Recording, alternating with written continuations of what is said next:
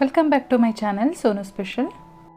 ಇವತ್ತು ನಮಗೆ ಬೇಕರಿಗಳಲ್ಲೆಲ್ಲ ಸಿಗುತ್ತೆ, ನಿಮಗೆ ಗೊತ್ತೇ ಇರುತ್ತೆ, ಸಾಲ್ಟೆಡ್ ಪೀನಟ್ಸ್ ಅಂತ ಹೇಳ್ತಾರೆ. ಇದನ್ನು ಇವತ್ತು ಮನೆಯಲ್ಲಿ ಯಾವ ರೀತಿ ಮಾಡೋದು ಅಂತೇಳಿ ನೋಡ್ಕೊಳ್ಳೋಣ. ವಿಡಿಯೋನ ಸ್ಟಾರ್ಟ್ ಮಾಡೋಕ್ಕಿಂತ ಮುಂಚೆ ನೀವು ನನ್ನ ಚಾನಲ್ಗೆ ಹೊಸಬ್ರಾಗಿದ್ದರೆ ಕೆಳಗಡೆ ಕಾಣಿಸ್ತಾ ಇರೋ ರೆಡ್ ಕಲರ್ ಸಬ್ಸ್ಕ್ರೈಬ್ ಬಟನ್ ಮೇಲೆ ಕ್ಲಿಕ್ ಮಾಡಿ, ಹಾಗೆ ಪಕ್ಕದಲ್ಲೇ ಕಾಣಿಸೋ ಬೆಲ್ಲೈಕನ್ ಮೇಲೆ ಕೂಡ ಕ್ಲಿಕ್ ಮಾಡಿ, ಜೊತೆಗೆ ಆಲ್ ಅನ್ನೋ ಬಟನ್ನ ಸೆಲೆಕ್ಟ್ ಮಾಡ್ಕೊಳ್ಳಿ.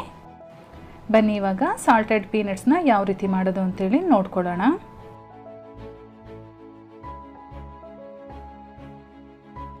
ಮೊದಲನೇದಾಗಿ ನಾನು ಸ್ಟವ್ ಆನ್ ಮಾಡಿಕೊಂಡು ಅದರ ಮೇಲೆ ಒಂದು ಪಾತ್ರೆ ಇಟ್ಕೊಳ್ತಾ ಇದ್ದೀನಿ. ಅದಕ್ಕೆ ನಾನು ಈ ಕಪ್ಪಲ್ಲಿ 2 ಕಪ್ಪು ನೀರು ಹಾಕ್ಕೊಳ್ತಾ ಇದ್ದೀನಿ. ನೀರು ಸ್ವಲ್ಪ ಕುದಿಯೋದಕ್ಕೆ ಸ್ಟಾರ್ಟ್ ಆದಮೇಲೆ ನಾನು ಯಾವ ಕಪ್ಪಲ್ಲಿ ನೀರು ಹಾಕ್ಕೊಂಡಿದ್ನೋ ಅದೇ ಕಪ್ಪಲ್ಲಿ 1 ಕಪ್ಪು ಕಡಲೆಕಾಯಿ ಬೀಜ ಹಾಕ್ಕೊಳ್ತಾ ಇದ್ದೀನಿ. ಹಾಗೆ ಒಂದು ಅರ್ಧ ಟೀ ಸ್ಪೂನಷ್ಟು ಉಪ್ಪು ಹಾಕ್ಕೊಂಡಿದ್ದೀನಿ. ಇದನ್ನು ಇವಾಗ ಚೆನ್ನಾಗಿ ಮಿಕ್ಸ್ ಮಾಡ್ಕೊಳ್ತಾ ಇದ್ದೀನಿ. ಈ ರೀತಿ ಮಿಕ್ಸ್ ಮಾಡಿಕೊಂಡು ಸ್ಟವ್ ಸ್ವಿಚ್ ಆಫ್ ಮಾಡಿಬಿಡೋಣ. ಸ್ಟವ್ ಸ್ವಿಚ್ ಆಫ್ ಮಾಡಿ ಒಂದು ಲಿಡ್ ಕ್ಲೋಸ್ ಮಾಡಿ ಒಂದು 15 ನಿಮಿಷಗಳ ಕಾಲ ಹಾಗೆ ಬಿಡೋಣ.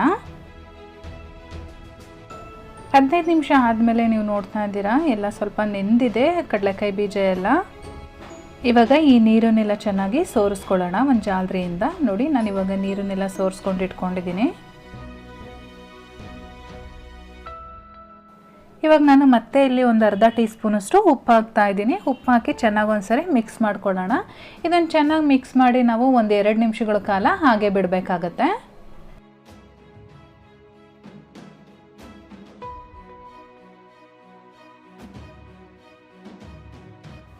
ಇವಾಗ ನಾನು ಮತ್ತೆ ಇಲ್ಲಿ ಸ್ಟವ್ ಆನ್ ಮಾಡಿಕೊಂಡು ಒಂದು ಅಲ್ಯೂಮಿನಿಯಂ ಬಾಣಲಿನ ಇಟ್ಕೊಂಡಿದ್ದೀನಿ. ಇದನ್ನು ಮಾಡೋಕ್ಕೆ ಅಲ್ಯೂಮಿನಿಯಂ ಪಾತ್ರೆನೇ ಉಪಯೋಗಿಸಿ.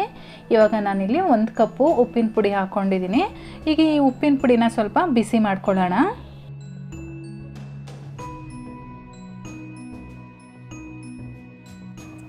ಉಪ್ಪು ಚೆನ್ನಾಗಿ ಬಿಸಿ ಆದಮೇಲೆ ನಾವು ರೆಡಿ ಮಾಡಿ ಇಟ್ಕೊಂಡಿದ್ವಲ್ಲ ಕಡಲೆಕಾಯಿ ಬೀಜ, ಅದನ್ನು ಇದರೊಳಗಡೆ ಹಾಕ್ಕೊಂಡು ಇವಾಗ ಮೀಡಿಯಮ್ ಫ್ಲೇಮಲ್ಲಿ ಇಟ್ಕೊಂಡು ನಾವು ಈ ರೀತಿ ರೋಸ್ಟ್ ಮಾಡ್ಕೊಳ್ಬೇಕು.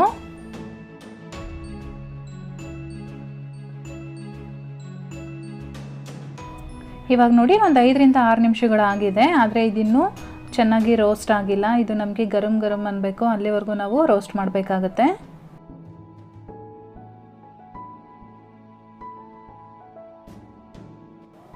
ಇವಾಗ ನೋಡಿ, ಮತ್ತೆ ಒಂದು 6 ನಿಮಿಷಗಳಾಗಿದೆ. ನೀವು ಈ ರೀತಿ ತೆಗೆದುಬಿಟ್ಟು ನೋಡಿದ್ರೆ ಆ ಸಿಪ್ಪೆ ಎಲ್ಲ ಬಿಡಿಸ್ಕೊಳ್ಳುತ್ತೆ. ಅವಾಗ ನಿಮಗೆ ಗೊತ್ತಾಗುತ್ತೆ ಚೆನ್ನಾಗಿ ರೋಸ್ಟ್ ಆಗಿದೆ ಅಂತ.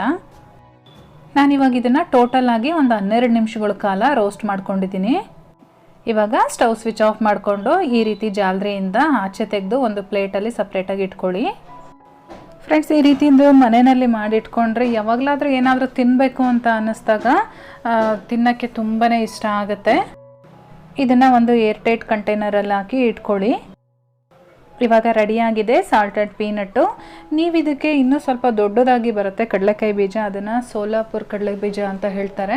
ಅದರಲ್ಲಿ ಕೂಡ ಮಾಡ್ಬೋದು, ಅದು ಕೂಡ ತುಂಬಾ ಚೆನ್ನಾಗಿ ಬರುತ್ತೆ. ಅಥವಾ ನಮ್ಮ ಕಡೆ ಸಿಗುತ್ತಲ್ಲ ನಾರ್ಮಲ್ ಕಡಲೆ ಬೀಜ, ಇದರಲ್ಲಿ ಕೂಡ ಮಾಡ್ಕೊಳ್ಬೋದು. ಇಷ್ಟ ಆಗಿದ್ರೆ ಒಂದು ಲೈಕ್ ಮಾಡಿ, ಹಾಗೆ ನಿಮ್ಮ ಫ್ಯಾಮಿಲಿ ಮತ್ತು ಫ್ರೆಂಡ್ಸ್ ಜೊತೆ ಶೇರ್ ಮಾಡಿ. ಜೊತೆಗೆ ಇನ್ನೂ ಚಾನಲ್ನ ಸಬ್ಸ್ಕ್ರೈಬ್ ಮಾಡ್ಕೊಂಡಿಲ್ಲ ಅಂದರೆ ಈ ಕೂಡಲೇ ಸಬ್ಸ್ಕ್ರೈಬ್ ಮಾಡ್ಕೊಳ್ಳಿ. ನಾನು ಮತ್ತೆ ಸಿಗ್ತೀನಿ ನಿಮಗೆ ಇನ್ನೊಂದು ಈಸಿ ರೆಸಿಪಿಯೊಂದಿಗೆ.